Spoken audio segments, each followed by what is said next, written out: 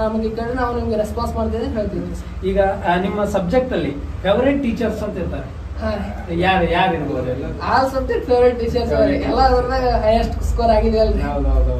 ಈಗ ಅರ್ಥಶಾಸ್ತ್ರದಲ್ಲಿ 100ಕ್ಕೆ 100 ಅಂಕಗಳನ್ನ ಪಡೆದಿದ್ದೀರಾ.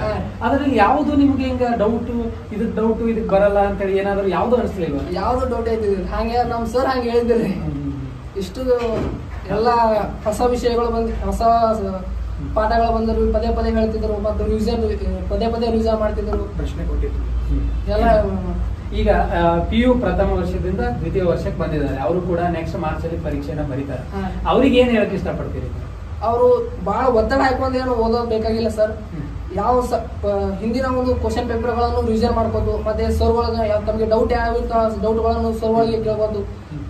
ಅವ್ರು ಈ ಸಲ ಪಾಸ್ ಆಗಿಲ್ಲ, ಇನ್ನ 2 ಸಬ್ಜೆಕ್ಟ್, ಇನ್ನ 2 ಅಟೆಂಪ್ಟ್ ಇದೆ, ಆದ್ರೆ ಈ ಸಲ ಪಾಸ್ ಆಗ್ಬೇಕಂದ್ರೆ ನಾನು ಕೇಳ್ಬೋದು. ಕೊನೆಯದಾಗಿ ನೀವು ನಿಮ್ಮ ಶಿಕ್ಷಕರಿಗೆ ಹಾಗೂ ನಿಮ್ಮ ತಂದೆ ತಾಯಿಗಳಿಗೆ, ನಿಮ್ಮ ಕುಟುಂಬಸ್ಥರಿಗೆ, ಸಹಪಾಠಿಗಳಿಗೆ ಏನ್ ಹೇಳಕ್ ಇಷ್ಟಪಡ್ತೀರಿ? ಕೊನೆಯದಾಗಿ ನನ್ನ ಕುಟುಂಬದ ತಂದೆ ತಾಯಿಗಳಿಗೆ ಮತ್ತು ಕುಟುಂಬದ ಸದಸ್ಯರಿಗೆ ಹಾಗೂ ನನ್ನ ಗುರು ವೃಂದಕ್ಕೆ ಎಲ್ಲರಿಗೂ ಧನ್ಯವಾದಗಳನ್ನು ಕೋರುತ್ತೇನೆ. ನಮಸ್ಕಾರ. ಇವತ್ತು ಅಫ್ಜಲ್ಪುರ್ ತಾಲೂಕಿನ ಟಾಪರ್ಸ್ಗಳ ಟಾಪ್ ಕಾಲೇಜ್ ಮದರ್ ತೆರೇಸಾ ಸ್ವತಂತ್ರ ಪದವಿ ಪೂರ್ವ ಕಾಲೇಜಿನ ಅಧ್ಯಕ್ಷರು ಸೇರಿದಂತೆ ಪ್ರಾಂಶುಪಾಲರು ನಮ್ಮ ಜೊತೆಗಿದ್ದಾರೆ. ಇಷ್ಟೊತ್ತು ನಾವು ಟಾಪರ್ಸ್ಗಳ ಜೊತೆಗೆ ಮಾತಾಡಿದ್ದೇವೆ. ಅವರಿಗೆ ಟಾಪರ್ಸ್ ಮಾಡಲು ಎಫರ್ಟ್ ಆಗಿರ್ತಕ್ಕಂಥ ಸಂಸ್ಥೆಯ ಮುಖ್ಯಸ್ಥರು ಮತ್ತು ಸಂಸ್ಥೆಯ ಪ್ರಾಂಶುಪಾಲರು ಇವತ್ತು ನಮ್ಮ ಜೊತೆಗಿದ್ದಾರೆ. ಅವರು ಆ ಮಕ್ಕಳ ಬಗ್ಗೆ, ಆ ಮಕ್ಕಳ ಒಂದು ರಿಸಲ್ಟ್ ಬಗ್ಗೆ ಯಾವ ರೀತಿಯಾಗಿ ತಮ್ಮ ಅಭಿಪ್ರಾಯ ಇದೆ, ಅವರ ಓದಿನ ಬಗ್ಗೆ ಹೆಂಗಿತ್ತು, ಅವರ ಚಟುವಟಿಕೆಗಳು ಯಾವ ರೀತಿ ಕಾಲೇಜಿನಲ್ಲಿ ಇದ್ವು ಅನ್ನುವಂಥದ್ರ ಬಗ್ಗೆ ಅವ್ರ ಜೊತೆಗೆ ಚರ್ಚೆ ಮಾಡೋಣ. ಸರ್ ನಮಸ್ಕಾರ. ತಾವು ಮದರ್ ತೆರೇಸಾ ಶಿಕ್ಷಣ ಸಂಸ್ಥೆಯ ಒಬ್ಬ ಸಂಸ್ಥೆಯ ಮುಖ್ಯಸ್ಥರಾಗಿದ್ದೀರಿ.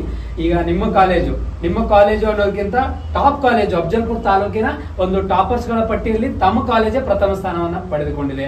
ಈಗ ರೀಸೆಂಟ್ ಆಗಿ ನೋಡೋದಾದ್ರೆ ಬಹಳಷ್ಟು ಅಫ್ಜಲ್ಪುರ್ ತಾಲೂಕಿನಲ್ಲಿ ಕಾಲೇಜುಗಳು, PU ಕಾಲೇಜುಗಳಿದಾವೆ.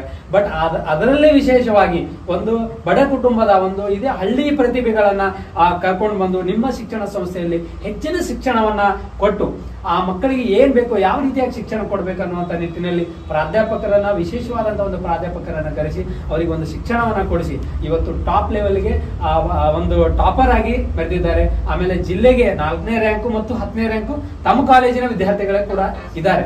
ಅದಕ್ಕೆ ವಿಶೇಷವಾದಂತಹ ಒಂದು ಕಂಗ್ರ್ಯಾಚುಲೇಷನ್ಸ್ ತಮಗೂ ತಮ್ಮ ಕಾಲೇಜಿಗೆ ಸಲ್ಲಿಸ್ತೇವೆ ಸರ್. ಆದ್ರೆ ಈ ಒಂದು ಖುಷಿ ವಿಷಯವನ್ನ ಯಾವ ರೀತಿಯಾಗಿ ಎಕ್ಸ್ಪ್ರೆಸ್ ಮಾಡ್ತೀರಿ ಸರ್? ಮಕ್ಕಳಿಗೆ ಯಾವ ರೀತಿಯಾಗಿ ನೀವು ಸಪೋರ್ಟ್ ಮಾಡ್ತಾ ಇದ್ದೀರಿ ಅಂತ ನಿಮ್ಮ ಸಂಸ್ಥೆ ಕಡೆಯಿಂದ? ಎಲ್ಲರಿಗೂ ನಮಸ್ಕಾರ.